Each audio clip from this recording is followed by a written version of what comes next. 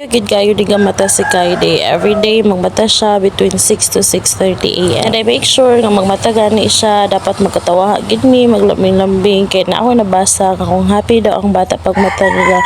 The whole day happy pud na sila. Mausad ni ang among time nga maglambing-lambing kay after ani makagawas na rin siya dira sa kwarto. Wala na mi time maglambing-lambing kay di na siya magpalam. Busy kayo iyang mata daghan kay siya gakakita na basta hayan. So for today's video is nanghanggat tayong ako iso nung iyang bala nga mga tumi sa matin. Since grabe na gid kayo kaigang ang mong gipangbati wa nagiulan-ulan. Walay ulan-ulan tapos wala pa giagas. Grabe na gid mura tag nag-trial pack sa impyerno ani. And ako nagready na ko mga gamit na inisulod kani murag ako nigisug ako manghun ani magkuha 30 murag palit ata ni og kalimut ko kay taod-taod na nga video karon lang na ako na i-edit. And kani basta mama ta grabe kadaghan gyud sa tandal unon na gamit. Ana pa gani ang bana sa kumanghod mura daw mig 3 months mawala. Grabe ka puno ng eco bag akong gidala. Sure ko daghan kay mama naka-relate nga ani maglakaw. Grabe kadaghan yun sa daluno. Ana di ang mga gatas, mga sanina nga perting daghana kabasig mabasa o tanaw. Pero amo naman sa ditulo ako sa akong partner o sa akong baby. Pero majority ani sa ko yung baby kay unahon ako basig mabasa. So sige ka basa ako nang daghan og dala. Sa mga nakatuod sa matinaw, ang matinaw is dapit sa bangkod. Spring na siya nga grabe gyud kabugnaw.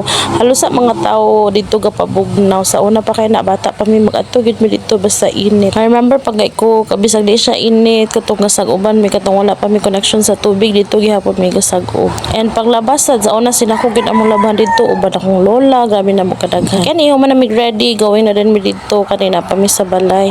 Katubot akong dalan nga ko bag dako kaayo and very fast forward na din mi mao ni siyang matinaw. Taas kayo ni siya nga spring. Tapos iyang kabugno is mura gid kaga ice bucket challenge. Samot na pagsayo ka mo an. Bisan nga udto nga tutok kayo ang adlaw or hapon dili gid siya ingon nga kanang mainit kayo. And kani wa na katulgo nas dudong niya wala man mi duyan dala pero di naman sa di siya gaduyan pero gitry lang nila tulog duyan kay dili man matulog kung ano na sayang papa pipiko. So itawon kay ang tita og tito sila nagduyan ang mamag papa relax ra kayo skilled video ang papa igor ga katawa ka. Thankful kay ko ani ang tito og tita kay grabe ni sila si dudong ilahagi ginaturing na ilahang anak palangga kayo nila. Kay mga buros ko alalay gid ni sila samot gito nakagawas na ang bata kay grabe na mukawa yun sa kong partner at tunga tayo may pagawas sa bata. Awayon gyapon karon pero arang-arang nagyud digid pareha atong mga 1 month to 3 months hantud sa baby. Pero mao pa man at least karon arang-arang na awayon gyud gyapon pero arang-arang na gyud siya. Kabalo na mo adya sa mga person panagsa. Pero nga na gyud ang life matud pagali nila lamas daw kuno sa kinabuhi. Lang unta gyud sobra ag lamas. Mo na ni padayon nila pagtry ko patulog pero wala na nila napatulog duha. So gibalik na nila sa ilang papa tapos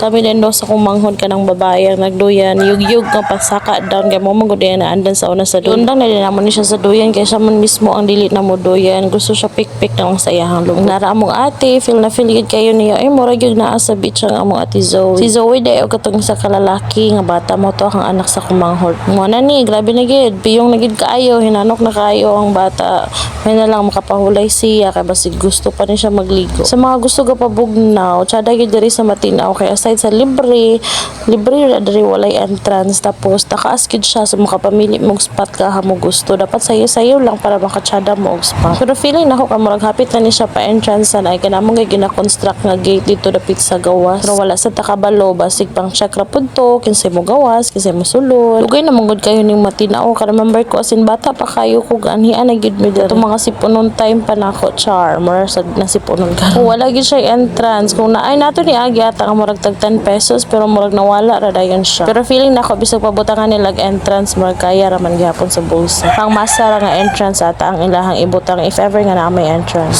sulit kasad kaya mong pag-anhin dire aside sa nabugnawan ni nalingaw pa mga bata og langoy langoy apil sad mi nalingaw dire nasa DM na ni udto nagluto mi dire sinog mga karne ug sinog mga isda pero wala na nako na video kay mao lagi natay bata gadalon isud kayo mag video so man ni after na mo nagpabugnaw nakauli na mi ang si Dudong accidentally nahulog siya lusot siya atong buslot anamong bed fence nagyo na siya buslot sa una which is gamatoy pero mura mangud siya net so paspas gid siya ni dako tapos usaha isa dito sila gadula sa buslot sa iyang ate kay usahay din ang pasudlon ni ate kay si Dudong manggigil ang birahon ang buhok sa iyang ate or usahay na ubo na sipon yang ate so di na mo pasudlon kay bas matakdan si Dudong or kung si Dudong pod si puno ay ubo di po na mo pasudlon yang ate kay basig matakdan ug saway langan-langan ako ana nang gidiretso og tahi sa pamahulatan mga matuto pa akong anak mahulog utro so sa una gyud bisag tiga garter lang na nabilin sa akong panty jud na nako tahion kay kapoy kaayo. Pero karon nga na ko'y anak na paspas kay ko makatahi. Kani iyahang bed fans tahi ko tapos ako nakapalit pod ko og high chair nga pre-love nga wala na siya katong